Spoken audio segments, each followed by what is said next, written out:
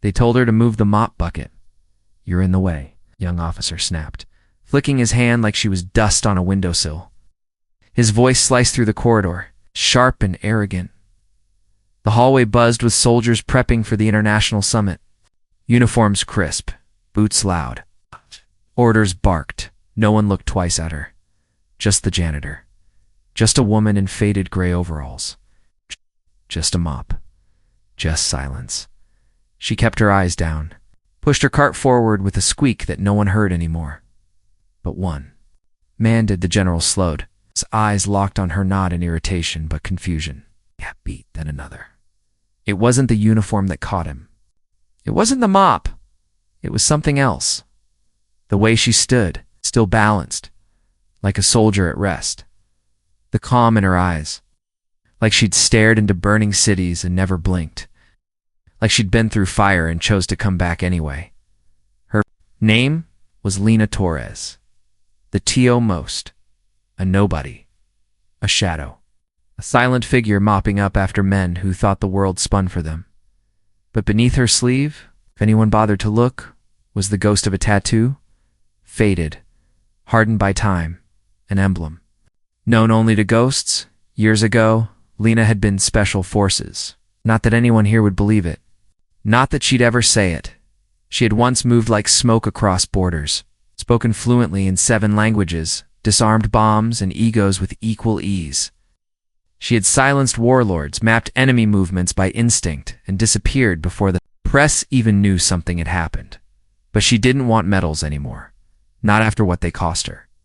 She folded her uniform, put the medals in a drawer, walked away from it all, and picked up a mop. It was quieter here, and peace, she thought, was worth the silence. But peace doesn't protect you from humiliation. The soldiers laughed as they passed, dropped trash at her feet, cracked jokes in German, Russian, Arabic, like. She couldn't understand, but she did. All of it. They didn't know the woman cleaning their mess had once sat across from armed men in war-torn deserts, outwitted them in languages they could barely pronounce, and walked out alive. While their commanders never came back, they didn't know, and she never told them. Then came the summit. Representatives from 7 nations gathered in the marble hall, each one tense, each one watching the others like wolves. But the translation equipment failed. Just died. No backup, no signals, no help. Chaos unraveled like a fuse.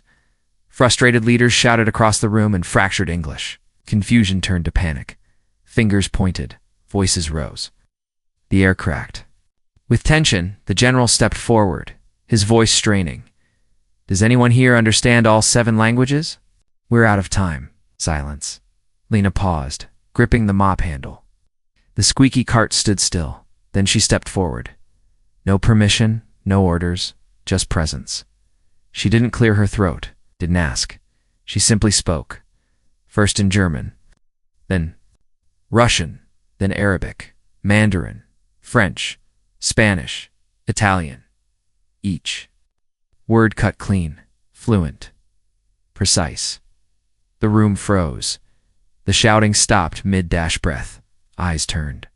Mouths fell open. A janitor? This janitor? The same woman they ignored.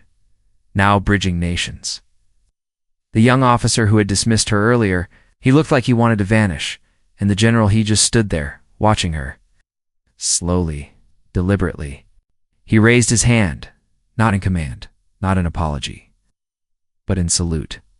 A deep, clean, full-body salute. The kind soldiers only give once in their life. "You carry battles we'll never understand," he said quietly. Lena held his gaze.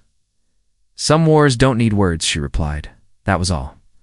But in that moment, everything changed. The men who mocked her dropped their eyes.